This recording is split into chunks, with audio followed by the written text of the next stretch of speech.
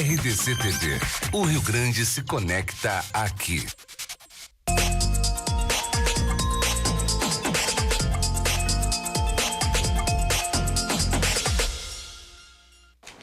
Boa noite, amigos da RDC TV. Está no ar mais uma edição do nosso Cruzando as Conversas, sempre com temas importantes e polêmicos, para que depois do debate aqui nos estúdios, o telespectador possa fazer a sua conclusão em casa e em qualquer parte do mundo, porque além do canal 24 e 524 da NET, estamos também pela internet, pelas nossas redes sociais. E o tema de hoje diz respeito às eleições deste ano. Há tempos, o Brasil vem passando por um processo denominado de polarização. Dois campos distintos, com ideias diferentes de governar o Brasil, o Estado, o município, enfim, vem debatendo ideias perante a nossa sociedade. Na linguagem mais popular, uns dizem de um lado coxinhas, de outro petralhas, de um lado azuis, de outros vermelhos. Esta grenalização da sociedade, quais são os reflexos que realmente podem acontecer? É prejudicial à democracia? Estas e outras questões nós vamos debater na edição de hoje aqui na RDC TV, que com muita satisfação nós contamos com as presenças do advogado Juan Saavedra, ele que é uma das lideranças do Movimento Livres no Rio Grande do Sul. Ao lado dele, Daniel Ayala, que é diretor de Relações Estudantis da Juventude Progressista Gaúcha. Na minha esquerda, contamos com a presença da socióloga Vanessa Gil e ao lado o mestre em História Eric Kaiser. Lembramos aos telespectadores e também aos nossos participantes que estamos regidos, pela legislação eleitoral que proíbe privilegiar ou denegrir imagens de candidatos. Então, esse debate hoje ele acontece no campo das ideias, no campo da ideologia propriamente dito. E nós contamos com a participação sua, telespectador, que está nos acompanhando pela RDC TV. Você pode mandar o seu WhatsApp para o 9981 59990, que está aparecendo aí na sua telinha. Mande a sua mensagem aqui, a sua questão, a sua pergunta, para que a gente possa encaminhar aos nossos debatedores que estão aqui engrandecendo o nosso programa mais uma vez. E na abertura dessa edição, eu já trago a primeira pergunta, que eu queria saber a opinião de cada um dos nossos participantes. Estudo promovido pela USP, Universidade de São Paulo, demonstra que 12 milhões de brasileiros compartilham diariamente fake news ou notícias falsas. É um número exatamente, 12 milhões de brasileiros. Esse é um dado de uma pesquisa que foi realizada em janeiro deste ano. Eu quero saber de cada um dos participantes, para iniciar o nosso debate, a nossa rodada de início aí de conversa, quais são os principais motivos deste número tão alarmante de brasileiros que compartilham notícias falsas e o que isso pode acarretar para a nossa sociedade. Começando ali pelo advogado Juan. Primeiramente, boa noite a todos. Boa noite, professor Eric, Vanessa, apresentador, Daniel, a todos os ouvintes e telespectadores. Com relação às fake news, inclusive, que tem sido combatida pela legislação eleitoral, a reforma política buscou frear, uma tentativa de frear as fake news, que, sem dúvida alguma, são utilizadas e não é por nenhum campo exclusivamente. Ela é utilizada pelos dois lados para disseminar notícias falsas a respeito de candidatos e de posturas políticas de cada um. Isso vai ao encontro do que tu falaste agora no início, na apresentação, dessa polarização, essa ânsia de fazer com que o outro lado seja odiado, de que o outro lado seja mal visto pela sociedade em geral. Nós falamos hoje muito em democracia no Brasil, mas nós esquecemos de valorizar outras questões que são próprias e importantes para a democracia, como a tolerância e, principalmente, sobretudo, a verdade. Professor Eric, sua opinião inicial. Boa noite. Boa noite, então. Cumprimentar aqui então os colegas de debate, o Renato e os telespectadores. Não, esse tema das fake news, que é um fenômeno, né, muito recentíssimo do ponto de vista da política brasileira, de fato é uma questão muito preocupante, né? Esse número de 12 milhões, que a gente pode supor, inclusive, que é um número maior, se a gente pensar, porque o WhatsApp, por exemplo, não deixa um registro, né? Exatamente. Daqui a pouco a gente pode estar falando até no dobro, não seria um exagero, a gente pensar quantas famílias, pessoas usam. E o problema disso, do ponto de vista da democracia, é muito grave. Por exemplo, se a gente pensar num caso recente aqui da política brasileira, que foi o assassinato da vereadora Marielle, do Rio de Janeiro, que se espalhou notícias vinculando ela com situações que não tinham absolutamente nada a ver com a vida da vereadora. E é isso, a gente está dando um exemplo muito recente. Então, pensando isso nas futuras eleições que estão aí colocadas, corre sim um grave problema. Tem aí também uma certa lógica de alguns veículos, né, de estar buscando audiência desesperadamente, enfim, muitas vezes de forma apelativa, justamente aproveitando, enfim, de uma ânsia a partir da própria polarização, que o pessoal até criou o termo na ciência política da pós-verdade, né, que é uma coisa que não precisa ter fatos para ancorar uma afirmação. E aí o pessoal vai começa a achar que candidato A ou B cometeu algo fora do padrão, e isso é usado sim para manipular politicamente, muitas vezes por pequenos agentes, às vezes por agentes muito grandes, né? Tem suspeitas aí no caso das eleições norte-americanas, né? Envolvendo talvez com relação à eleição do Trump, que tem denúncias pesadas envolvendo o uso de fake news, e lá isso provou que tem sim um efeito nocivo na democracia. Outro exemplo também internacional recente foi chamado Brexit, né, que foi a votação na Inglaterra do plebiscito para definir se a Inglaterra ficava ou não na União Europeia. E também houve ali uma chuva, né, de notícias falsas compartilhadas. Então, é um problema sim, isso acho que do ponto de vista de umas eleições que ocorrem daqui 45 dias, a gente tem que estar muito atento sim, não sair compartilhando sem saber, sem ler a fonte, sem sequer ler o texto, às vezes o povo vai compartilhando sem nem ler o link. Então, acho que isso são questões importantes para estar sendo debatida também. Daniel Ayala, manifestação inicial com esta pergunta que eu fiz. Primeiramente, boa noite. Boa noite. Quero agradecer aqui a participação e a oportunidade de estar aqui nesse debate, saudar aqui os meus colegas de debate, a ti, Renato, e a todos que estão nos assistindo. E, de fato, esse fenômeno da disseminação de fake news é algo muito preocupante.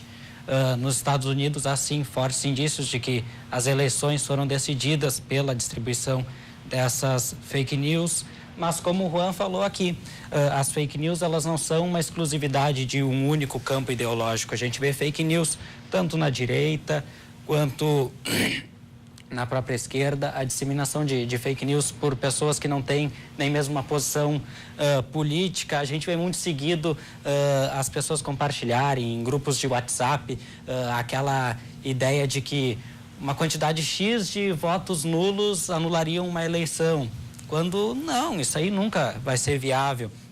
Então, nós precisamos combater esse tipo de disseminação de informações.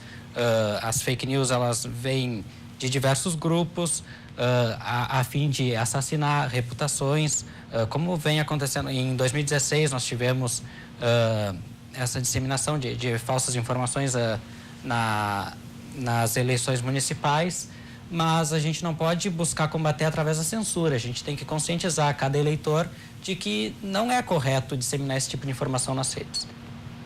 Exatamente, até sobre o que o Daniel falou agora há pouco, é uma fake news que está circulando há horas aí, de que se a maioria dos votos forem nulos, a eleição não será válida. Isso é uma fake news, é uma mentira, porque o que vale são, como diz a palavra propriamente dito, são os votos válidos. Se temos 5 eleitores, 4 anularem e apenas 1 votar, aquele que votou, ele acabará elegendo o vencedor do pleito, do processo eleitoral. Então, não caia nessa fake news, né, telespectador? Não caia nessa. Socióloga Vanessa Gil, suas considerações iniciais a respeito deste debate. Boa noite. Boa noite. Te cumprimento os demais participantes. Bom, eu penso que a gente dizer que a educação é a raiz do problema é um lugar comum, é fácil dizer isso, né? Mas eu também sou professora e, como educadora, eu vejo que as pessoas não sabem buscar fontes, não têm o hábito de verificar as informações.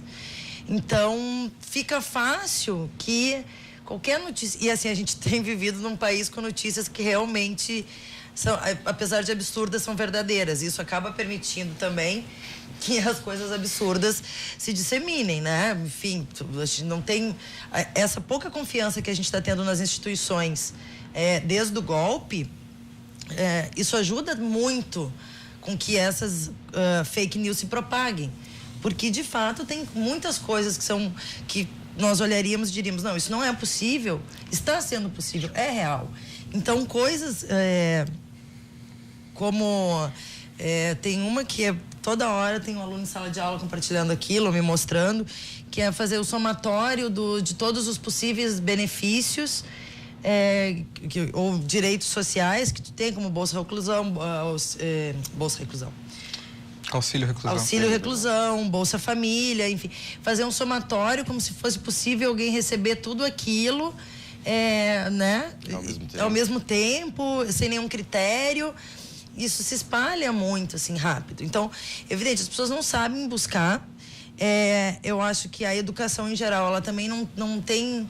A escola não tem também ajudado muito nesse processo da busca das fontes. Mas eu acho que tem uma coisa que tem que ficar bastante nítida, assim. Essa ideia de que os dois lados propagam, essa ideia sempre dos dois lados como coisas iguais, também não nos ajuda a combater esse tipo de situação. Porque a gente tem, sim, identificado... E a própria rede social mais utilizada, né, colocou uma lista dos sites que mais disseminam, inclusive censurou algumas páginas, como o próprio MBL, né, teve problema com isso por disseminar notícias que não eram reais. E assim, tem focos de notícias não reais. Então, geralmente, essas notícias, elas são... O fake news não está com o dono da Gerdau, né? Com os acionistas da Gerdau. O fake news está com a Marielle, o fake news está com o caso da Friboi, o filho do Lula como Friboi. Então, assim, a fake news, ela tem um alvo, e se ela tem um alvo, é evidente que ela tem também alguém que fez uma questão de lógica, né? Então, eu tenho muito problema sempre com essa ideia dos dois lados. Depois, por último, os próprios candidatos fazem isso também, né? Porque essa ideia nas eleições, que ocorre em todas as eleições, de que eu me elegendo, então eu vou mudar toda esta situação. Essa ideia personalista do candidato, ela é muito ruim. Porque prefeito e presidente e governador, a função deles não é fazer lei. Essa não é a função do executivo, né? Essa é a função do legislativo. Então, ou as eleições são municipais e a promessa do vereador é algo que é de competência de um deputado federal. Então, isso ajuda também a desinformar as pessoas, e aí, em campanhas eleitorais, começa a surgir tudo que é tipo de situação escabrosa, e as pessoas acabam realmente pensando, bom, é possível? Né? Então, assim, é um processo complexo de desinformação, e eu acho que ele não é inocente, não. Eu acho que é um processo bastante pensado, desde o campo da educação, das instituições. Eu não acho que é só inocência. Na sociologia, o acaso não existe, né? Vocês acreditam que, a partir do assassinato da vereadora Marielle Franco, teve um despertar das fake news no Brasil, fazendo até a ponto da própria Justiça Eleitoral, pelo seu presidente, ministro Fux, dizer que a Justiça, o Judiciário, iria agir com rigor nas eleições? Ele acabou de uma forma trazendo isso à tona, professor Eric? Não, acho que dá para fazer, sim, um paralelo, porque foi um caso que comoveu o país inteiro, né? A gente está falando de de uma vereadora das mais votadas da cidade maravilhosa, né, do Rio de Janeiro, que foi um crime político, enfim, qualquer um assassinato de um vereador é um crime político por si só, independente de quem tenha cometido. E o uso disso de uma forma política, de fim de tentar deturpar a imagem da luta da vereadora, tentar inverter, né, toda a trajetória dela, que era pública, conhecida, divirja-se ou não das posições da Marielle, era respeitada, ela tinha toda uma trajetória, e tentar vincular justamente numa situação invertida, né, de envolvimento com crime, coisas que não cabe nem aqui ficar reproduzindo.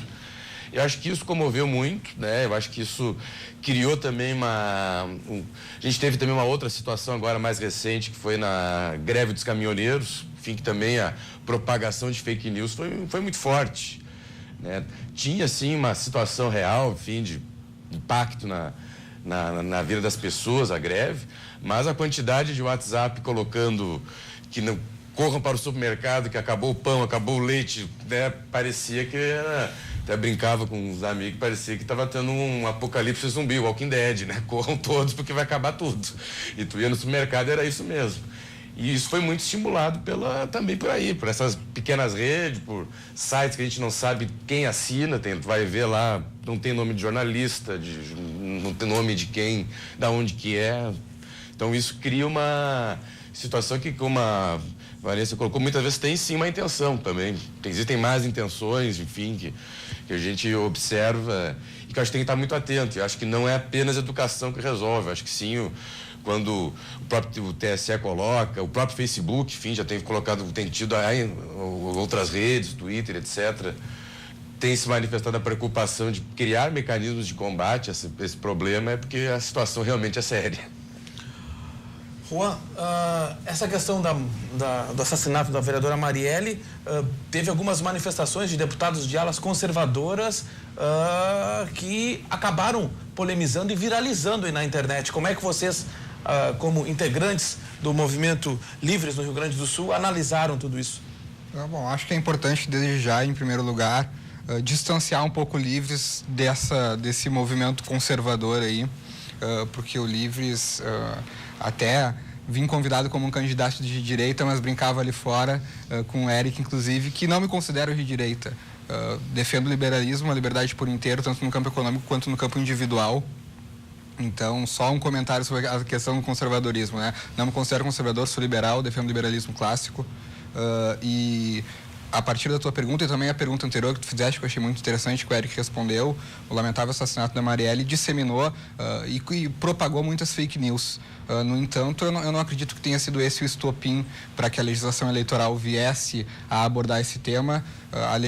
A própria eleição dos Estados Unidos e as fake news já estavam propagadas e há muito tempo já nas redes sociais. E não só o caso da Marielle, todos os casos de grande repercussão no Brasil acabam vindo a ter uma atenção desses veículos que criam essas notícias mentirosas. Com relação às manifestações que davam vazão e encorajavam essas fake news, ligando e vinculando a Marielle a determinados grupos e a outras questões, eu sequer me sinto confortável em comentar, porque eu tenho a postura individual de não dar audiência para aquilo que eu não quero ver.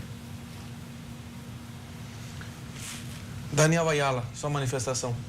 Bom, eu creio que também a morte da Marielle não tenha sido a força motriz dessa ação para combater as fake news. É algo que já vem sido feito de antes e, inclusive, as eleições americanas, se foram decididas pela questão das fake news, é algo que daqui a pouco aqui no Brasil a gente pode acabar decidindo uma eleição, seja ela presidencial, seja para o governo do Estado, no Senado, por notícias falsas. Então, isso tem que ser combatido. Mas, longe da morte da Marielle ter sido o estopim para que a justiça venha a combater esse tipo de ação. Outra coisa interessante de se comentar é que foi citado que parlamentares de postura conservadora vieram a fazer comentários maldosos, mas foi uma minoria. Aqui mesmo a gente tem uma postura conservadora, sim, no nosso partido, mas o partido foi um partido que se solidarizou com a morte da Marielle, porque, afinal de contas, independente do partido que ela frequentava, das ideias dela, era uma mulher, e era uma mulher que fazia política que veio a falecer. Socióloga Vanessa? A gente coloca o termo fake news, né? Mas o Eric, que é da história, há de me corrigir se eu estiver errada, mas a história é feita, a história da humanidade é feita de histórias mal contadas ou inventadas, né? Se a gente for aí estudar os processos, então, de colonização, enfim, então, assim, não é nenhuma novidade, né? E muitas eleições ocorreram no Brasil, das poucas democráticas que tivemos, porque é bom lembrar que a democracia no Brasil é bastante jovem, né? Então, jovem, e nós vivemos em golpes em cima de golpes. Então, assim, mais uma vez, né? A gente não é uma novidade as fake news. E a morte da Marielle, nisso eu concordo com todos, tampouco foi o estopim disso, né? Acho que tem uma questão da credibilidade das redes sociais que eles pretendem manter, né? Porque é um lugar por onde as pessoas se informam hoje, as pessoas... tanto que os jornais impressos hoje são raridades, as pessoas assinam as versões online. Então, tu quer ter, e são compartilhados, né? Tem milhares de compartilhamentos. Então, eu penso que também é uma questão de credibilidade das próprias redes, mas notícias falsas em eleições é do processo histórico e não só das eleições, né? Da própria escrita da história. A gente está tentando reescrever ela, e se a gente for pensar então na história das mulheres negras, na história da própria Constituição do Brasil, o que não falta é notícia falsa, né?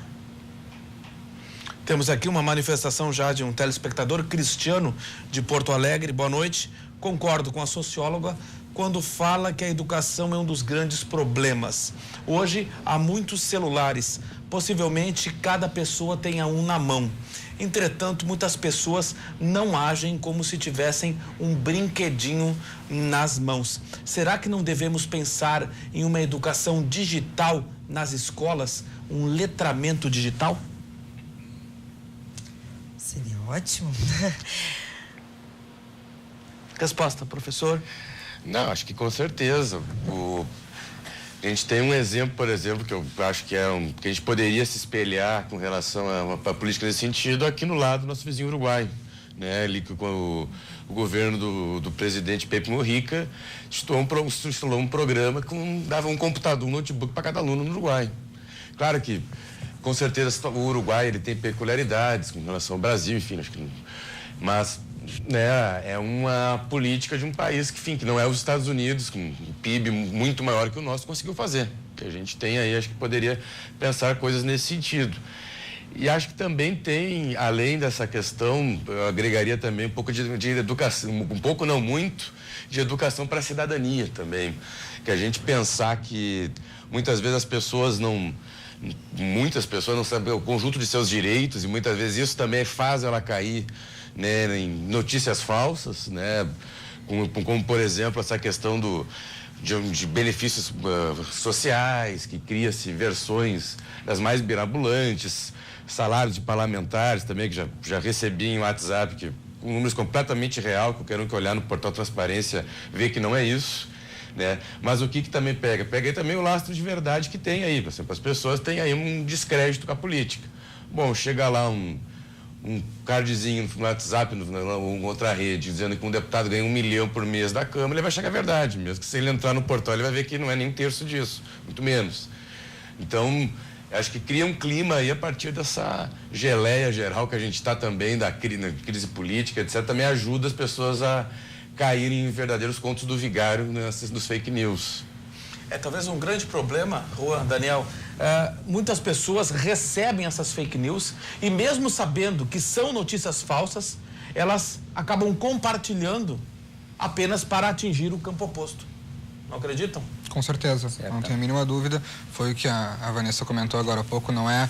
Muitas vezes essas manifestações, essa proliferação de fake news não é inocente, ela é proposital e com certeza, inclusive, quem a cria tem a intenção de que ela se espalhe, né?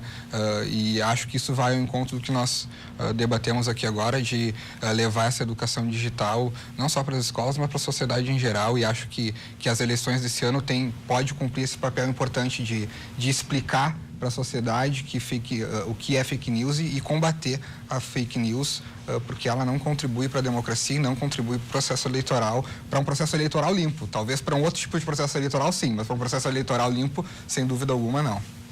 Daniel. Exatamente. E os meios de comunicação são uma ferramenta importantíssima. Talvez tenham uma força maior do que a força do próprio Estado para combater esse tipo de prática. Porque se nós formos pensar em combater fake news nas escolas, não são as crianças do ensino fundamental e tão poucos jovens do ensino médio que estão compartilhando conteúdo de política. Infelizmente, os jovens não têm esse interesse.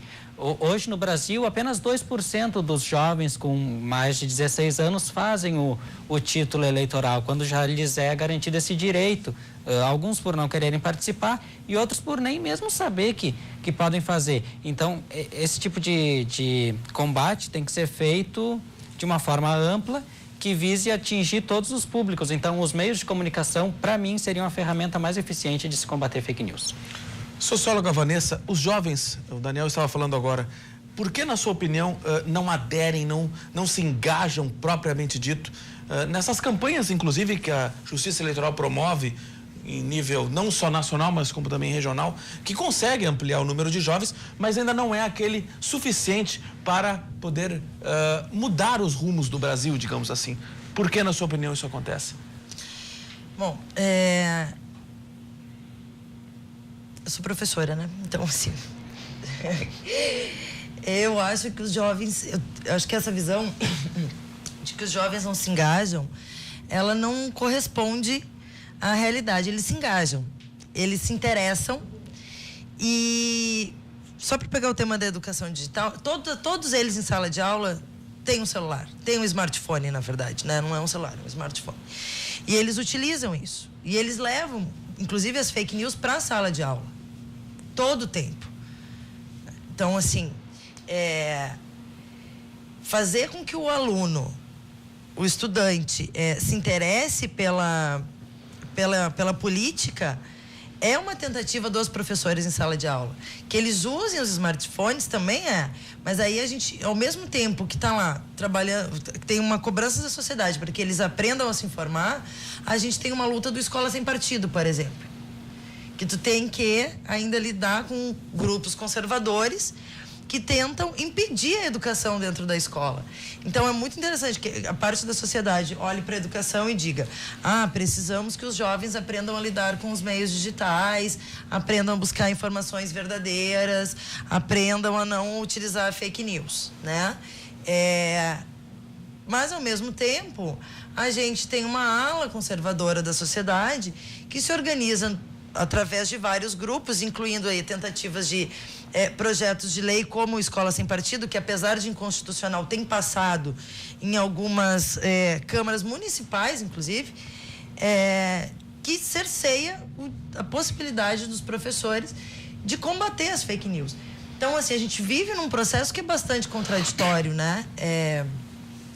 E como fazer os adolescentes e os jovens se interessarem por política numa sociedade que joga tudo também nas costas da educação, né? Então, quando eu digo, o problema é a educação, sim, mas é uma educação no sentido mais amplo, né? Não é uma educação só no sentido escolar, ou de letramento escolar. Mas na parte da escola, a gente tá vivendo isso, a cobrança de que a gente dê conta de politizar os alunos, mas um cerceamento da liberdade de expressão dos professores e professoras por conta do avanço dos setores conservadores dentro da escola. Mas em Porto Alegre não tem esse projeto de Escola Sem Partido, né? Não foi aprovado ainda. Ainda não. E nem será, porque depende da luta dos professores. E daqueles que gostam do bom debate também não. Também não. Exatamente. Senão vocês vão me visitar em algum cárcere por aí, eu acho. Nós vamos para um rápido intervalo comercial e logo em seguida estaremos de volta aqui pela RDC TV. Já voltamos.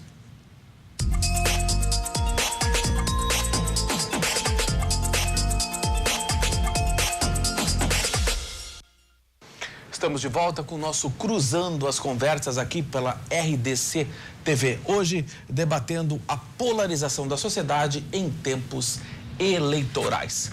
Pois bem, eu faço diversas pesquisas, até por causa da minha questão de ser docente de comunicação social. E um dos pesquisadores que eu acabei encontrando textos é o cientista político Pablo Ortejado. Ele que... além de ser cientista político, ele tem doutorado em comunicação e escreve artigos para a Folha de São Paulo, profere palestras por várias partes do Brasil. E ele afirma que atualmente a polarização não está deixando o brasileiro pensar. Diz ele, na opinião dele, já quero deixar bem claro, que existem 2 Brasis hoje e nenhum deles acaba defendendo os seus projetos, mas sim atacando o adversário. Eu queria saber a opinião dos nossos participantes sobre essa tese de Pablo Ortejado, começando pelo Juan. Olha, eu acho, pelo contrário, eu acho que o brasileiro tem pensado muito ultimamente sobre política, tem debatido muito a respeito de política, tem tomado posição a respeito de tudo que tem acontecido no cenário nacional, tem se interessado por política. O brasileiro hoje sabe quem é o presidente do STF. Há quanto tempo talvez nós não tenhamos isso no nosso país, essa informação e essa busca pela informação. Eu acredito que essas eleições vão oportunizar também isso, esse debate de ideias, esse debate de que Brasil queremos para o futuro. Teremos, eu não tenho a mínima dúvida, debates nessas eleições sobre qual o papel do Estado, o que nós queremos do Estado, o que nós desejamos do Estado. Eu não tenho dúvida alguma de que o brasileiro tem, nesses próximos 2 meses e meio até 7 de outubro, a oportunidade de se informar e de tomar posição. É evidente que, diante dessa polarização, há muito de, em vez de defender as suas ideias, atacar as ideias dos adversários, e eu acredito que quem vai se sobressair nas eleições de 2018 são justamente aqueles que se apegarem aos seus princípios, às suas ideias e defenderem projetos concretos e deixarem que os adversários e que esse debate político ocorra no campo exclusivamente das ideias. Eu tenho esperança no brasileiro, eu acredito que nos últimos anos nós tivemos passos importantes nessa busca pela informação. Eu acredito que tanto para as eleições desse ano como para os próximos processos eleitorais, isso tende a crescer cada vez mais. O brasileiro buscar se informar e tomar posição e tomar lado. Professor Eric. Então, eu acho que com relação à polarização, ela é um fato. Acho que está aí, enfim, não dá para questionar ela. Acho que a posição com relação do que o professor Pablo Ortejado coloca, eu acho que eu não concordo muito, não. Eu acho que, concordo em parte pequena, mas acho que na essência não.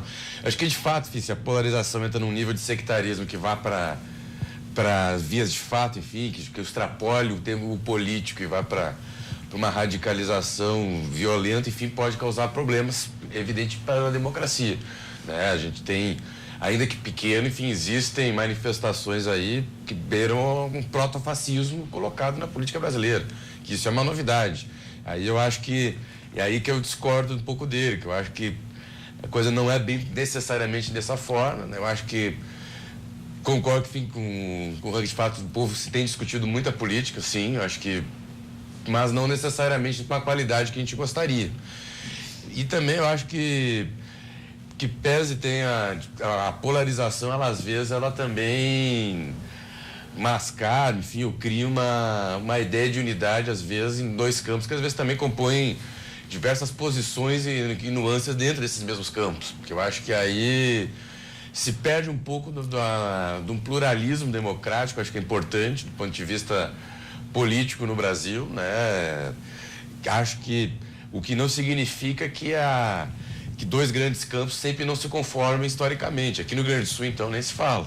Aqui a gente tem uma tradição aí que remonta a séculos. Então, e as eleições do século XX, dessa década, também confirmam que continua, enfim, essa polarização colocada. Então, eu acho que ela não é necessariamente ruim, né?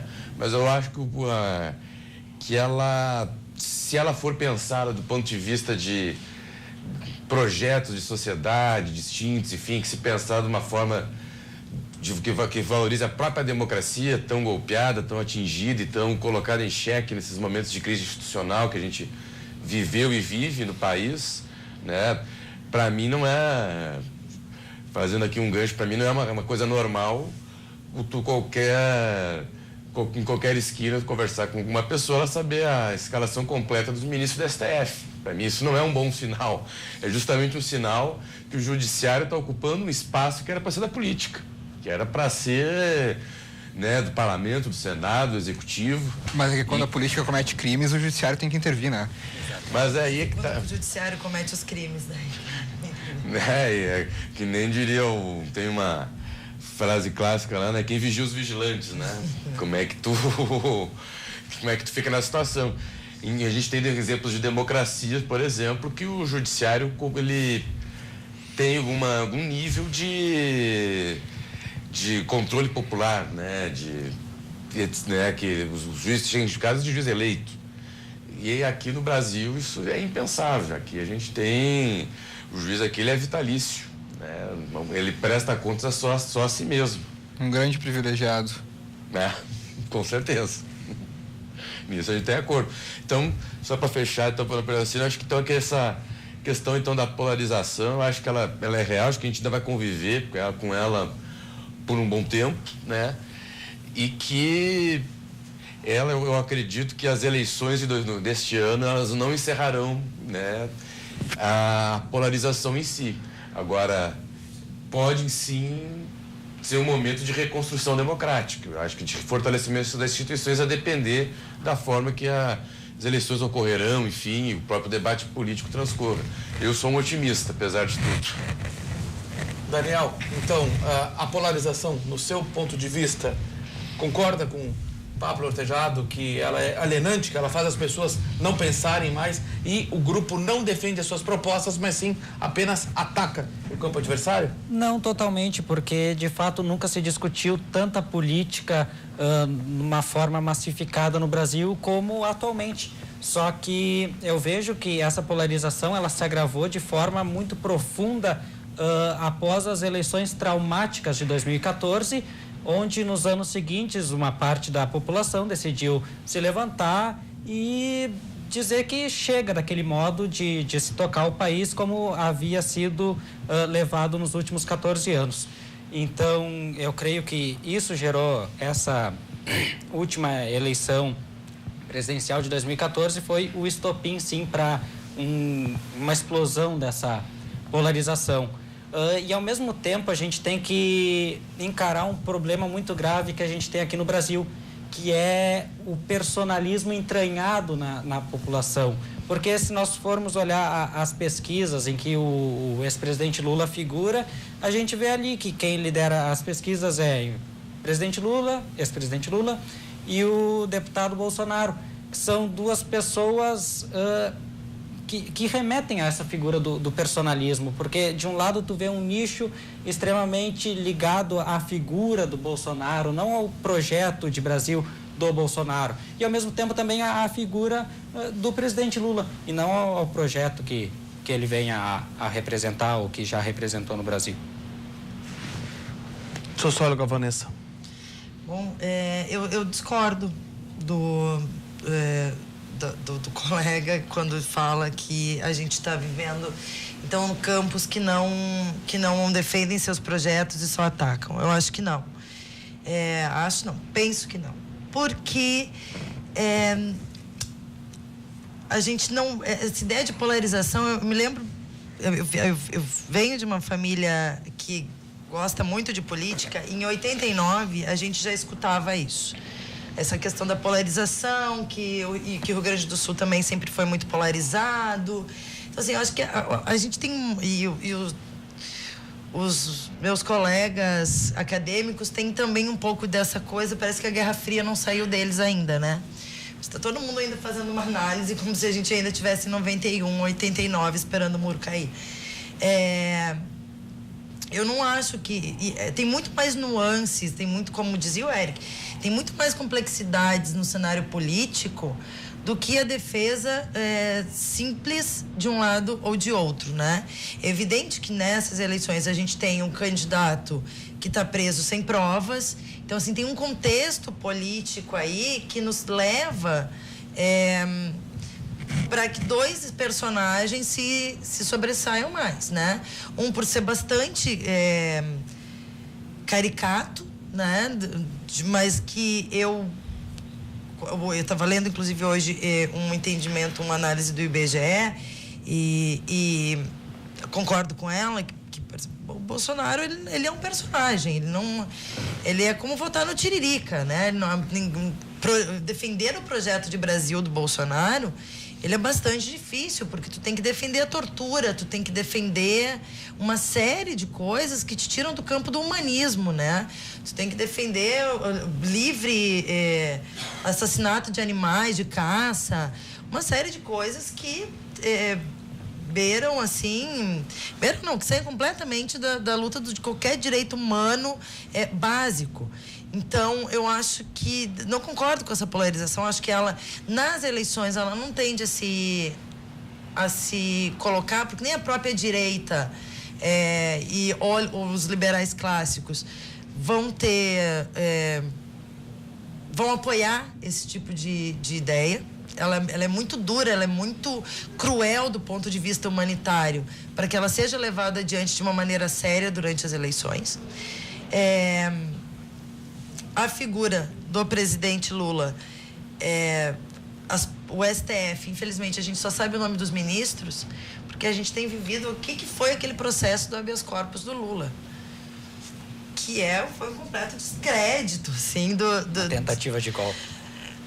Bom, para mim o golpe já ocorreu, né? E nem na ditadura militar se negava habeas corpus. Eu nunca vi juiz nessas instâncias, enfim, né? O judiciário ultrapassando todo e qualquer limite do trâmite do rito legal num processo que evidentemente é político, né? Numa prisão que é política. Então, essas coisas, elas evidentemente dão uma impressão muito maior de polarização ou de defesa de ideias. Eu não enxergo que isso seja assim. E que bom se a gente tivesse as pessoas defendendo os seus projetos ou mesmo conseguindo atacar o lado adversário. O mais triste é viver num país onde 8 famílias controlam praticamente a mídia são 5, né? E aí tu vai olhar, então, as grandes fortunas do país. Essas famílias controlam basicamente quase tudo no país, ou estão ligadas aí ao capital internacional. Então, que bom se a maioria da população tivesse a consciência suficiente para atacar o lado, né, o lado que está contra ela e pudesse defender as suas ideias. Então, eu acho que não tem é evidente que a polarização ela existe em algum nível, sim, mas ela não é tão clara. A política perpassa por outras nuances, por campos de centro, por campos de extrema esquerda, de extrema direita. E essa extrema direita, que vem aí representada na figura do Bolsonaro, eu não acredito que ela seja algo que se mantenha de pé durante as eleições, justamente por isso, porque como tu vai abertamente defender na frente de uma câmera de TV, por exemplo, que tu acha, assim, que uma mulher foi algo que fracassou na tua vida, né? Foi uma fraquejada. Isso seria uma fake news, né? Não, porque é um vídeo que eu assisti, né? Então, eu sou muitas coisas na vida, mas cega não sou ainda, nem surda. E ainda assim poderia, graças a uma série de outros recursos, poder assistir isso. Ou dizer que uma mulher não vai ser estuprada porque ela é feia, né? Que candidato... Eu sou uma mulher, né? Então, eu tenho muita dificuldade de acreditar que uma mulher por mais conservadora que seja, acredite que ela merece ser estuprada porque está fora do padrão de beleza de um homem que, aliás, está longe de qualquer padrão de humanidade. Mas, enfim, então, assim, eu acho que isso não se sustenta a longo prazo, tanto que é isso, nós estamos aqui debatendo. Mas os candidatos que nós falamos, um está preso e o outro tem medo de enfrentar o debate. Porque não tem a coragem que nós temos de sentar aqui e fazer um debate aberto. A respeito da questão da judicialização da política, principalmente depois da Operação Lava Jato, quais os reflexos que isso na prática pode acontecer no processo eleitoral? Não estou dizendo na hora do voto, mas na campanha, nos ânimos dos cabos eleitorais, da população em geral. Queria ver a opinião de vocês. Acho que é importante comentar, e discordando cordialmente da Vanessa, eu discordo que o Lula está preso sem provas. Ele foi condenado em primeiro grau, foi condenado em segundo grau, já foi negado habeas corpus no STJ, foi negado habeas corpus no STF, e a manutenção da decisão do STF contra o habeas corpus do Lula não foi uma decisão casuística, mas o STF manteve o entendimento que vinha seguindo desde 2016. Então, não vejo desse ponto de vista que há uma indisposição com relação ao Lula. O STF julgou conforme vinha julgando. Se julgasse diferente, aí sim nós teríamos um caso de um privilégio a uma pessoa específica. E não foi isso que o STF fez. Quando o STF negou habeas corpus ao Lula, manteve o entendimento lá desde 2016.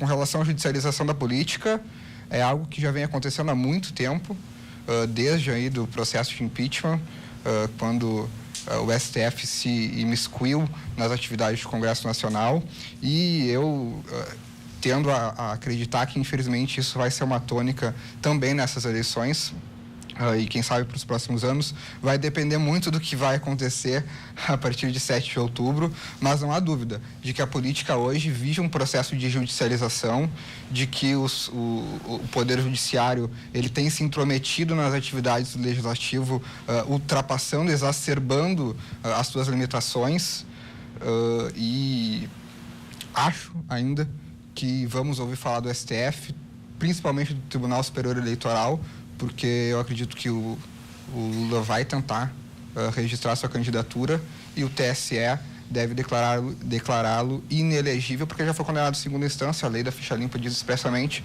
condenação por órgão colegiado, que é a condenação em segunda instância, torna o candidato inelegível. E ainda sobre a judicialização da política, eu acho muito importante comentar, e que não se comenta mais, já se esqueceu essa questão, e daí sim, no meu entendimento, uma vergonhosa decisão do Tribunal Superior Eleitoral que não cassou a chapa Dilma Temer. A chapa Dilma Temer deveria ter sido cassada, as provas eram contundentes, houve abuso de poder econômico, houve a utilização de propina, de recursos ilegais durante a campanha, e por um entendimento do TSE, eles decidiram por manter a chapa Dilma Temer, e temos aí o governo Temer até agora. Professor Eric. Não, acho que tem duas formas de encarar essa presença, né, do judiciário. Acho que tem aí um fenômeno que muitos juristas e acadêmicos têm levantado, que é o chamado lawfare, que é a ideia das leis passarem a valer politicamente para alguns atores e para outros de forma diferente, né? A gente tem alguns casos aí que chegam a virar, inclusive, piadas nacionais, enfim, né, de descrédito com relação a até ter dois pesos e duas medidas diferenciadas, né? Tem o caso aí do senador Aécio Neves, enfim, que tem vídeos escabrosos levantando, onde ele ameaça até de matar um primo, e que bom, tá aí, livre, leve, solto. Infelizmente ele tem foro privilegiado, né? O Lula não tem mais. A gente tem aí o presidente, para não falar do atual presidente legítimo, que inclusive o Temer é realmente um fenômeno, é o presidente hoje, tem pesquisas que colocam que é o presidente com a pior avaliação do mundo. Claro, tirando aí países que não fazem pesquisa porque tem ditadura plena aí, como o caso da Indonésia, por exemplo, que lá, eu pegando aqui um exemplo que eu quero trazer aqui, a Indonésia lá elegeu um fanfarrão estilo Bolsonaro. Lá ele tem implementado uma verdadeira ditadura, do ponto de vista, usando a presidência da República lá, e ele tem instituído lá pena capital para qualquer usuário de drogas, né? Não pensando, por exemplo, em políticas de tratamento, de ressocialização, etc. E a última dele, semana passada, foi tornar proibido, com pena de prisão, quem for flagrado tomando uma latinha de cerveja na rua. Tudo em nome da moral e da ordem. Eu sou completamente contra isso. E a gente está tendo gente propondo isso nessa eleição. Tamanha, né, coisa, loucura que a coisa tá. Mas para voltar, então, por esse parênteses com relação ao judiciário, para fechar, acho que tem sim uma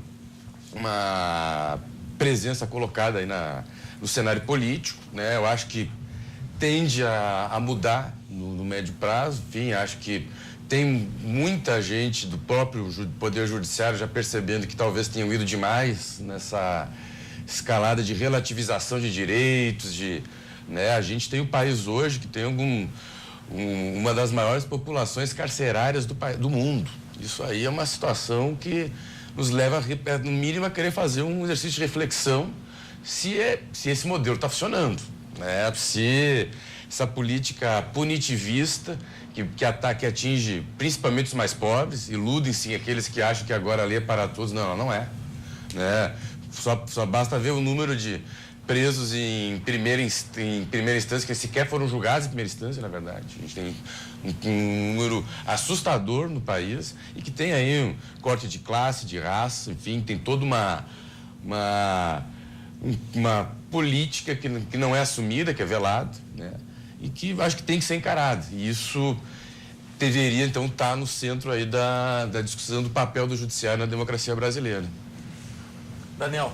Sobre a judicialização da política, ela é muito clara. A gente tem exemplos disso quando, por exemplo, há pouco tempo, quando o STF tentava legislar e interferir nas questões no tocante à prática do aborto, que seria algo a ser amplamente discutido primeiramente pela sociedade e também na Câmara de Deputados.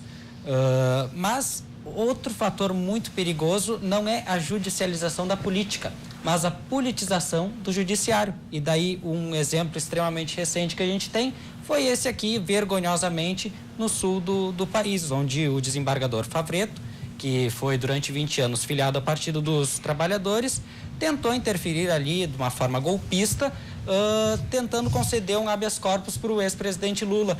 E um dia depois, um próprio deputado federal do Partido dos Trabalhadores veio alegar que foi algo combinado visando desgastar o poder judiciário. Então, esse tipo de prática também precisa ser pleiteado e discutido pela sociedade. O fim das indicações políticas no judiciário. Socióloga Vanessa. Bom, o Galeano vai dizer que a justiça é como as serpentes, né? Ela só morde os descalços. E se a gente olhar para os dados da população carcerária no Brasil, a gente vai confirmar isso que o grande Galeano dizia, né? Nossa população carcerária, eu já fui professora, inclusive em instituições penitenciárias, escolas prisionais, em uma escola prisional, e é uma população bastante específica que fica muito tempo aguardando, anos, inclusive, aguardando qualquer julgamento. A gente tem o Aécio, que passou o tempo para ser julgado e não foi. Tem foro privilegiado, e, né? Ainda assim, não o foro privilegiado não retira do STF a necessidade de julgá-lo. Não coloca acima de todas as leis. A gente ainda tem uma Constituição cada dia mais rasgada e pisoteada, mas ela ainda existe. Muito pouco respeitada. Se fosse respeitada de fato, inclusive os direitos das mulheres estariam bem mais avançados. A gente não teria que estar ainda discutindo coisas tão básicas como o direito ao próprio corpo. Não teríamos que discutir isso com setores que não tem nem importância nesse debate. Não deveriam ter, pelo menos, ou não deveriam sequer ter voz nesse debate, porque é o meu corpo, né? O feto não nasceu com a senhora, Pedro. Bom, quando a gente quiser fazer um debate sobre aborto, espero que me chamem. Eu vou ter muito prazer de debater contigo, apesar de eu achar que essa é uma opinião que deveria contar só para as mulheres. Mas, enfim. É bom lembrar que o STF entregou a Olga Benário para o Hitler. Sempre bom lembrar que só ser o STF, só ser o judiciário, não é garantia de justiça. E lembrar também que a relação do Moro, do juiz Sérgio Moro, com uma série de políticos é vergonhosa. Isso deveria impedir que qualquer juiz continuasse no posto de juiz. Ele não precisa sequer ser filiado. Nós temos aí fotos, não basta o Aécio ter áudios dizendo que vai matar o primo, que poderia matar o primo. Ou que, então, precisava de 2 milhões para sua própria defesa. É isso, um aluno meu compartilhou, eu adorei, o cara ia ser defendido pela Liga da Justiça, né? Porque, assim, que advogado é esse, né? Ou que escritório de advocacia é esse? Porque eu vou fazer direito, quero trabalhar lá. Nossa, os caras merecem muito o que ganham.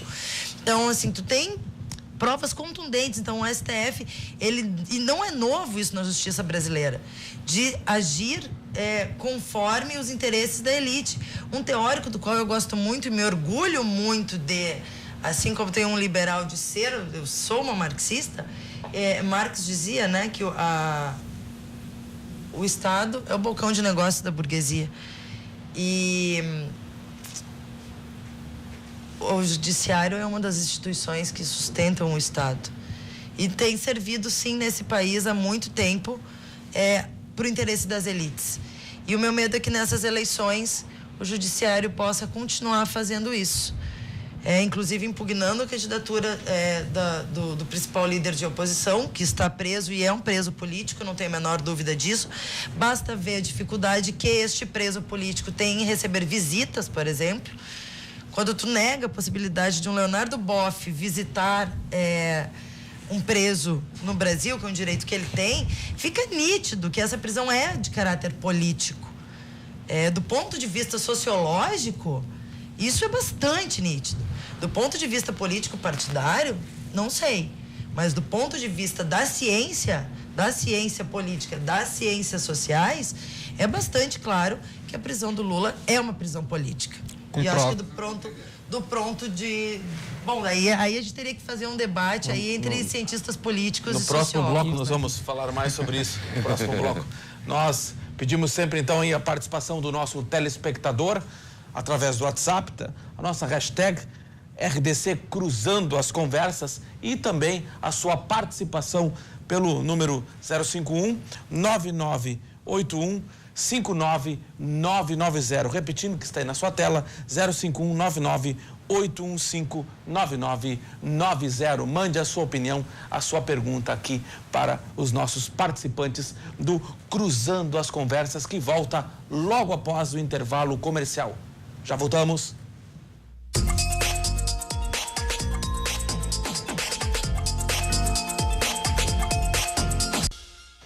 De volta com o nosso Cruzando as Conversas, sempre com um tema muito importante e polêmico, né? Como eu falei na abertura do programa, para que você, telespectador, acompanhe os nossos participantes e tire depois as suas conclusões. Hoje, nós estamos conversando sobre a polarização e as eleições deste ano, o reflexo desta polarização. E, ao término do bloco anterior, já começou ali o debate envolvendo um tema crucial da eleição nesse momento, que diz respeito à pré-candidatura do ex-presidente Lula, que vai ser decidido pelo Tribunal Superior Eleitoral. Na opinião de vocês, o que pode acontecer com a sociedade a partir da decisão do veredito final da Justiça Eleitoral a respeito da candidatura de Luiz Inácio Lula da Silva à presidência da República? Começo pelo Juan. Buenas.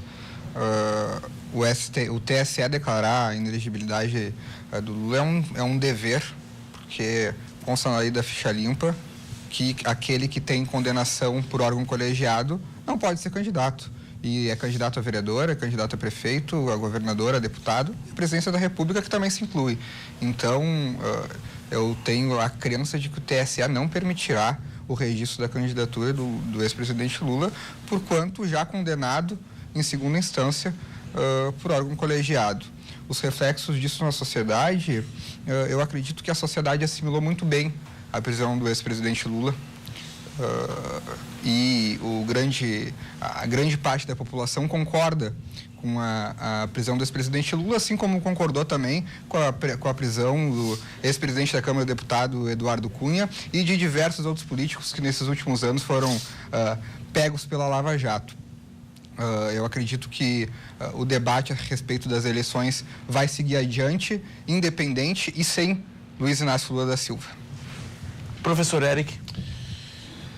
Bom, eu vou pegar o final do e vou informar que, infelizmente, não tem eleições sem Lula nesse país. O Lula é o principal nome da eleição, goste dele ou não. Tem aí, todos os institutos de pesquisa têm mostrado que ele lidera em todos os cenários. Isso mostra uma força política que não tem igual no país. Isso não tem. E ele será um importante cabo eleitoral, digamos assim, do país, né? A posição de Lula, independente de ele como candidato ou não, vai definir o rumo da eleição. Tem grande probabilidade disso acontecer. E tem um dado que me chamou a atenção na última Datafolha, que também numa pesquisa da Poder 360 recente também colocou que, mesmo após a prisão, né, ele preso, o índice dele de aceitação, de aprovação de pessoas que dizem que vão votar nele cresceu, né? E assim como também cresceu, o número já está hoje próximo ali a 50-50, antes foi pior, mas que julgam que a prisão de Lula é injusta, que ele é um perseguido político, né? Então, tem uma percepção, está 50-50, pela margem de erro, 52% que entende que há uma perseguição, né? E que é um percentual semelhante também à queda, né, da popularidade do Moro, que é engraçado, ele não é candidato, mas o pessoal mede a aceitação dele, é uma situação meio inusitada. E acho que, enfim, deverá ser. O PT anunciou que irá inscrevê-lo aí no dia 15 de agosto, se eu não me engano, e que, portanto, irá apresentar a candidatura dele. O TSE irá julgar, enfim, não sei, não tem bola de cristal. Tem aí precedentes no próprio TSE de candidatos que tinham problema no ficha limpa e conseguiram se candidatar, até tomar posse, eu não sei. Mas o fato é que ele estará liderando um dos polos da eleição. A gente estava falando que o tema do programa, né, a polarização da política, né? Isso eu acho que é um dado, está colocado. O Lula candidato ou o candidato por ele apoiado estará num dos polos e no outro provavelmente estará algum candidato vinculado à direita. Eu não sei qual, tem muitos aí que estão pleiteando. E nesse cenário, e aí eu acho que como entender isso, eu acho que tem se fortalecido muito a partir de uma noção de que a vida das pessoas piorou nesses últimos anos. Né? A promessa de que bastava tirar a Dilma, o Brasil está resolvido, não resolveu. Né? Eu acho que isso criou uma desilusão com as pessoas. As pessoas tiveram aí reforma trabalhista, terceirizações, a lei de responsabilidade a lei do teto do orçamento, né, que congelou os gastos públicos nos próximos 20 anos. Isso tudo vai criando aí, enfim, sem contar inúmeros escândalos envolvendo o próprio governo, que cada semana cai algum ministro por algum motivo escabroso. Hoje mesmo foi nomeado o novo ministro do Trabalho do governo Temer, ele já tem 24 processos trabalhistas nas costas. Uma coisa, né, parece que para ser ministro de Secretário da Paz tem que ter problema naquela área, daí tu vai virar ministro. E que nesta conjuntura as pessoas lembram o seu passado recente, a vida era melhor, e que busca uma mensagem de esperança que não seja apenas defesa de ajuste fiscal, privatização e essas políticas que o povo sabe que não funcionou e que nunca vai funcionar, que é as políticas do neoliberalismo, enfim. Porque o socialismo funciona, né? O socialismo, do ponto de vista de governo, no Brasil nunca teve. Nem liberalismo. Né? O liberalismo a gente está tendo ele na prática e no lombo agora com o governo Temer. Então, né, o Henrique Meirelles, estamos no neo. Eu gostaria até que a gente tivesse um governo liberal. O colega debatedor se coloca como um liberal clássico. Eu acho que isso falta no Brasil. É uma coisa que eu acho mais que uma loucura no Brasil, é ter a coisa do liberal na economia e conservador nos costumes. Isso é o pior dos mundos.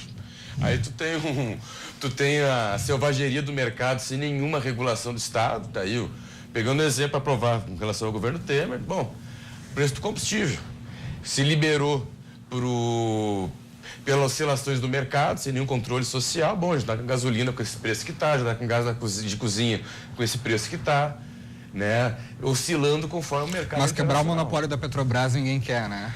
Está provado que no monopólio da distribuição não tem. Não tem. Não tem, e o preço está aí. E outros setores que não tem monopólio... Não tem monopólio legal, mas tem monopólio de mercado. Não, sim, mas ele mudou a gestão agora com Pedro Parente, que passou a atender, né, a interesses privados. Não é mais o interesse nacional, seja ele qual for, o interesse popular da nação. Por mim, nós tínhamos 15 empresas aqui, a gasolina é centavos como é nos Estados Unidos. Ah, claro, a gente também podia invadir alguns países, matar algumas pessoas também. Bom, vamos ver antes aqui. Nós estamos ainda debatendo a questão do presidente Lula. Daniel, a partir da decisão do TSE, então, quero ver a sua opinião. O que pode acontecer com a sociedade a partir do veredito final da Justiça Eleitoral sobre o caso Lula? Analisando os cenários e as últimas notícias, eu tenho certeza de que o presidente Lula vai ser declarado inelegível, e isso é um dever moral do Poder Judiciário.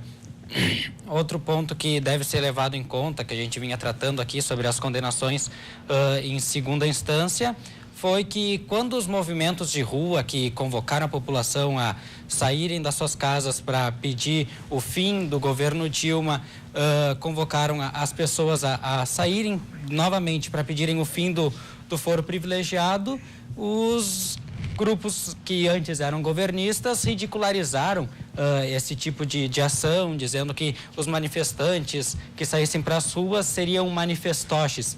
Então isso a gente precisa levar em consideração.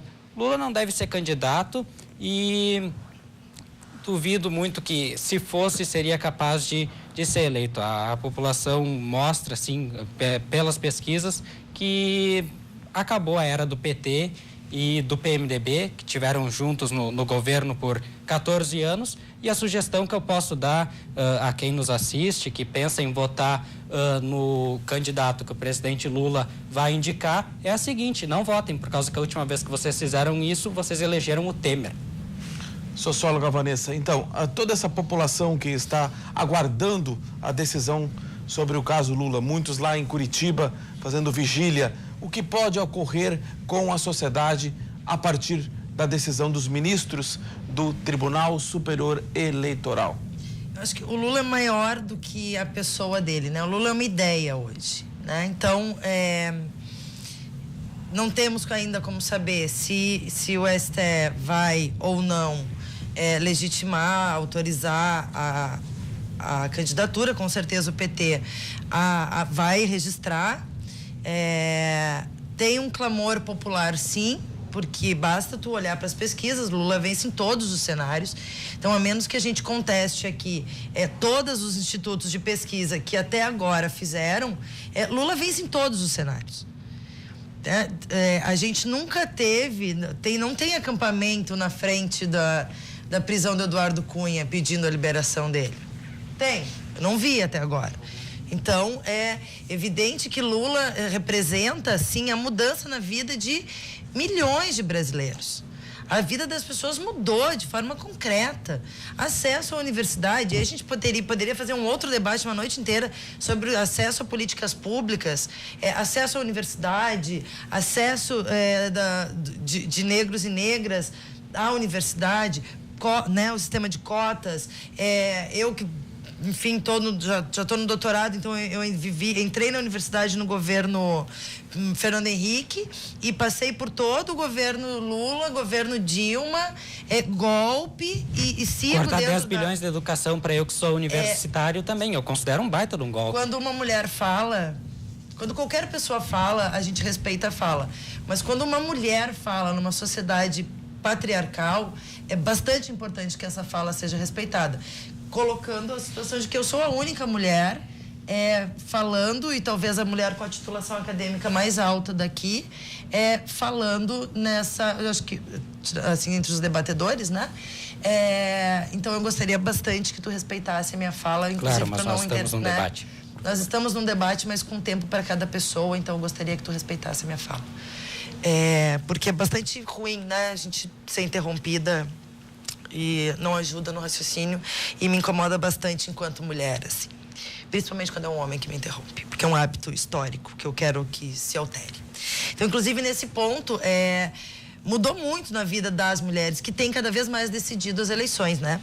Então, eu acho que a transferência de votos, ela nunca foi imediata, mas no caso do presidente Lula, se o STE decidir por não aceitar a sua candidatura, o que seria bastante injusto, tendo aí, como o Eric mesmo disse, um cenário onde ele já foi, situações muito escabrosas já foram aceitas, certamente quem o Lula indicar vai receber uma transferência de votos bastante grande, e basta olhar o comportamento também do eleitorado em Minas, onde Dilma está na frente e vai provavelmente, se as tendências confirmarem e as pesquisas, né, confirmarem a tendência que vem se apresentando, vai ocupar o lugar do Aécio, que demonstra aí nitidamente que mesmo lá no lugar onde Aécio é um candidato histórico, diante do golpe que a presidenta Dilma sofreu, porque era um golpe misógino, que muito contou o fato dela ser uma mulher,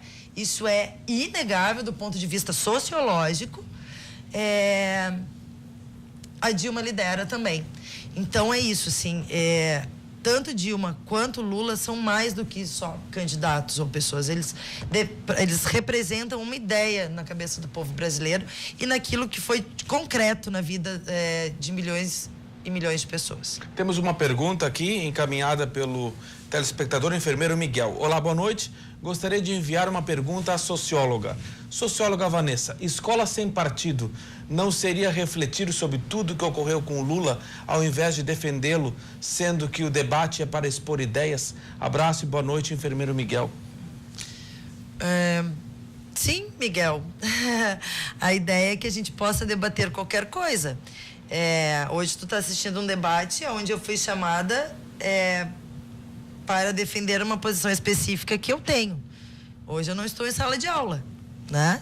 Mas eu dou aula numa escola pública. Se tu quiser assistir uma aula minha, tu serás muito bem-vindo. E processo democrático é tu, sim, expor e defender várias ideias. Porém, contudo, entretanto, tu jamais vai me ver numa sala de aula em que eu vou estar discutindo ditadura militar, defendendo a posição de tortura dos militares, que isso inclusive é crime. Tu também não vai me encontrar em sala de aula explicando ou dando uma aula sobre nazismo e defendendo a posição do Hitler como um dos lados possíveis, né? Então, aqui eu estou fazendo um debate por conta das eleições desse ano, que é para isso que eu fui chamada. Mas a minha sala de aula, ela é pública, ela é aberta. Inclusive, Escola Sem Partido já esteve, já gravou uma aula minha, já colocou na internet. Então, se tu der uma bugada aí, tu encontra uma aula minha, fica à vontade. Outra manifestação aqui de mais um telespectador, Rafael Alvim.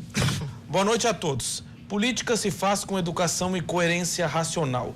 Sistema de cotas só favorecendo uma etnia não é demonstração de equilíbrio social. Quanto ao feminismo, este peca pelo excesso de virilidade feminina, ainda mais em um debate político e social.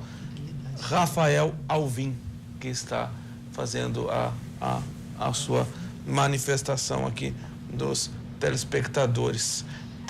Bom, não dá pra reclamar que os telespectadores não se interessaram, né? Porque até agora, quanto pelas mulheres, porque todas as perguntas vieram para mim. Exatamente, eu queria também saudar aqui o Miguel, que fez essa baita numa pergunta. Daí eu quero deixar no ar a curiosidade, né? Também isso é para mim a pergunta, por isso eu tenho que responder. Claro, não, mas eu me sinto à vontade em responder. Os homens sempre se sentem impressionados. Não, perdão, mas aqui eu faço questão de comentar aqui. A senhora já concluiu, por favor, respeita a minha fala.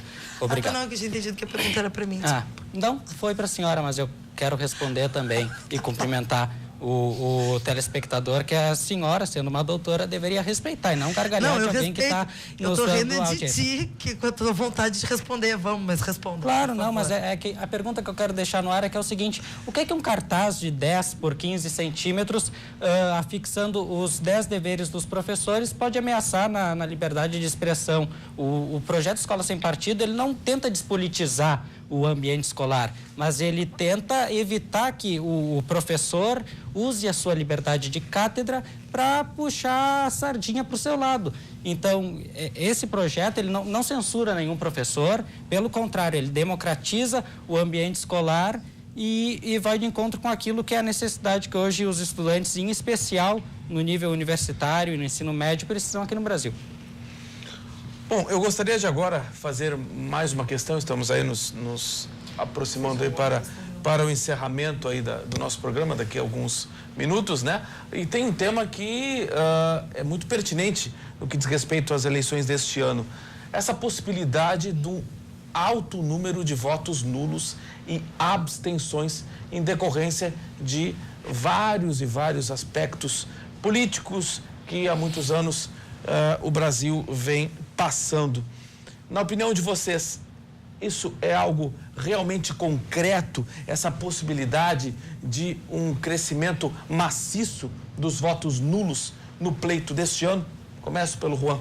Buenas. Nas últimas eleições de 2016, o número de votos nulos e abstenções já foi bem alto. No entanto, eu acredito que esse ano a sociedade vai se sentir compelida a tomar posição, a tomar lado nessas eleições. Evidente que a cada eleição o número de votos nulos e válidos, nulos e abstenções, ele é maior. Esse ano tende também a ser, mas eu não acredito que nós tenhamos algo sequer próximo do que tem sido falado aí, de 30% de abstenção. Eu acredito que isso não vai acontecer, até em razão de toda essa polarização que nós estamos discutindo aqui desde o início da noite. A sociedade, o eleitor, terá sim, em algum momento desses próximos meses, de tomar e decidir qual será o seu voto.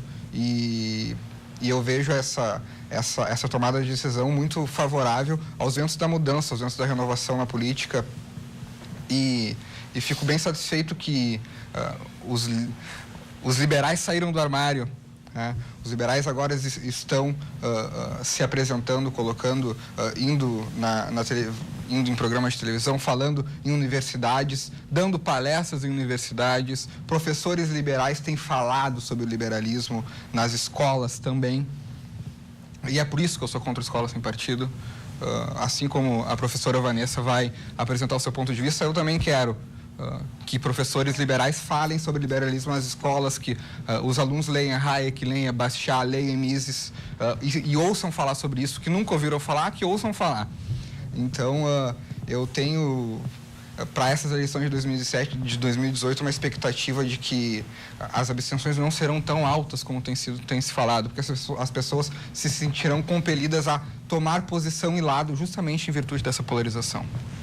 Professor Eric, sua opinião a respeito aí dessa expectativa em torno do número de votos nulos e brancos? Não, acho que essa é uma questão importante, né? A minha expectativa é que tenha sim um crescimento. Eu acho que deve crescer, porque fizeram uma reforma eleitoral recentemente, que para mim foi uma reforma pela metade, né? Encurtou a eleição, tem 45 dias de campanha apenas, né? Diminuiu muito o tempo de TV, tivemos aí uma mudança que por um lado foi positiva ali, acabando, por exemplo, com financiamento privado de campanhas, mas por outro lado liberou doações individuais do próprio candidato de forma, né, ilimitada, ou seja, milionários podem fazer campanhas milionárias, pobres terão campanhas pobres. E esse é o saldo da reforma eleitoral. Então a gente vai ter uma eleição que vai ser muito desigual, ou seja, deve aumentar, eu acho, em alguma medida, pelo menos uma parcela da população, um certo desencanto, né? Um certo, né, desilusão com a política. Tem uma campanha muito forte contra a política que tem sido feita nesse país nos últimos anos, né? E essa rejeição à política, ela é sim muito perigosa, né? Que aí tem-se uma ideia de que As pessoas simplesmente não querem nem discutir a política, não querem, né, do ponto de querem uma ideia de criminalizar a política, né? E isso num cenário do maior líder popular do país está sendo impedido de disputar a eleição por como já foi debatido no outro bloco, deve causar algum estranhamento. Mas também, só para fechar, não acho que também vai ser uma explosão de votos nulos. Também não há em parte eu concordo. Eu acho que pode ser, por exemplo, Porto Alegre foi um exemplo disso no segundo turno, né? Quando a gente teve ali a eleição, uma eleição que teve um alto índice de abstenção e brancos e nulos que acabou superando o número de votos do prefeito eleito. Mas, como o Renato colocou no exemplo no início, né? Basta uma pessoa votar que essa pessoa vai estar eleita. Verdade. A abstenção vai ser menor para os casos majoritários, principalmente, né? Para os casos majoritários, eu acredito que a população, o eleitor, vai votar. Para os proporcionais, talvez... Daniel, tua opinião? Nas últimas eleições, 21% da população se absteve de ir às urnas. Eu creio que esse número até pode crescer, mas nada que extrapole os 25%. Diversas empresas de consultoria afirmam isso. Mas, ao mesmo tempo que a gente auxilia, conversa com os eleitores para que não anulem o voto, porque, de fato, o político corrupto, não sei se ele não prefere ouvir que o eleitor vai anular o voto do que vai votar nele, por causa que o político corrupto, ele pratica corrupção para pleitear emendas parlamentares. Na maioria dos casos. Ele vota com um governo corrupto, ele mantém um governo corrupto no poder, para depois pegar ali a sua boquinha e garantir as suas emendas. Ele manda lá para o seu município e assim garante a sua reeleição. Então, primeiro papel do eleitor é buscar novas alternativas, buscar novos candidatos, procurar a ficha de cada candidato que procura se reeleger e não creio que nos cargos majoritários a gente vai ter um alto nível de abstenção, até por conta dessa polarização que se gerou. Socióloga Vanessa, sua consideração acerca desse tema? Eu vou, mas eu não vou poder não vou me furtar desse comentário enviado sobre a virilidade nas mulheres, nas feministas, porque eu acho que conversa bastante com aquilo que foi o tema que a gente começou, né? Que é a fake news. Acho que a fake news mais antiga da história é a fragilidade das mulheres. E quando as mulheres se comportam como seres humanos, elas começam a receber atributos masculinos ou tidos como masculinos. Então, eu não sou uma mulher viril, eu sou uma mulher como as mulheres são historicamente. Né? E por isso me imponho, porque as mulheres precisaram e precisam, ao longo da história, ainda muita fibra e muito peito para conseguir garantir a sua fala.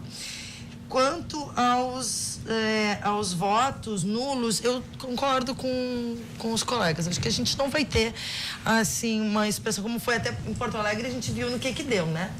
Situação que está a cidade por conta dos votos nulos. Eu acredito que em Porto Alegre isso não mais aconteça, porque os votos nulos foram maior do que os recebidos pelo prefeito, e eu não sei na rua de vocês, mas o lixeiro lá em casa é uma coisa rara, assim. A gente festeja quando passa. Então, e olha que eu moro na Glória, né? Não é nem assim num lugar de difícil acesso. Mas, enfim, eu acho que isso não tende a acontecer. Pode ser, sim, que tenha um número expressivo, mas nada como ocorreu em Porto Alegre. E quanto ao Escola Sem Partido, concordo plenamente. Eu fico muito feliz quando um liberal senta e diz isso. Eu sou um liberal. E aí tu debate as ideias em cima da honestidade, né? Tu é um liberal, sou uma marxista, e aí a gente consegue conversar, e aí o diálogo acontece, e isso pode ser feito com todo o respeito. O que não é possível é eu não poder dizer a partir de que lugar eu estou falando, um liberal não poder dizer de que lugar ele está falando, e a gente ficar fingindo que não tem opinião sobre um tema. Isso não é democrático. Então, o Escola Sem Partido é uma contradição em si, porque ele não permite o básico, que é alguém dizer de que lugar está falando. E, bom, todos os liberais que tu deseja ver em sala de aula, também te convido a assistir as minhas aulas. Eu também leciono filosofia, e eles passam por lá também, mas os meus alunos sabem qual é a posição que eu tenho, porque isso se chama honestidade intelectual.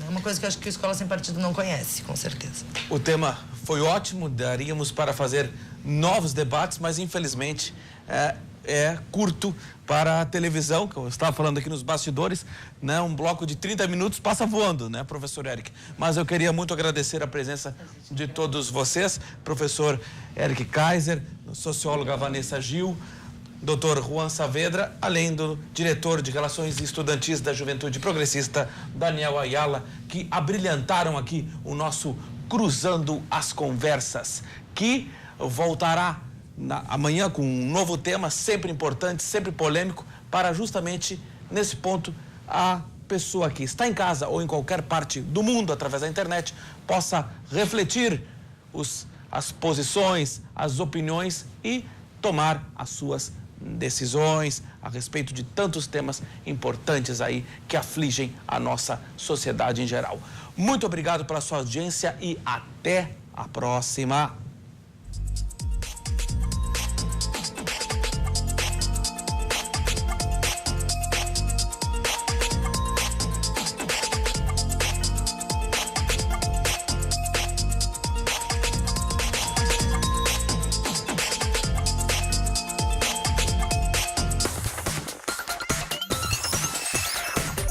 RDC TV. O Rio Grande se conecta aqui.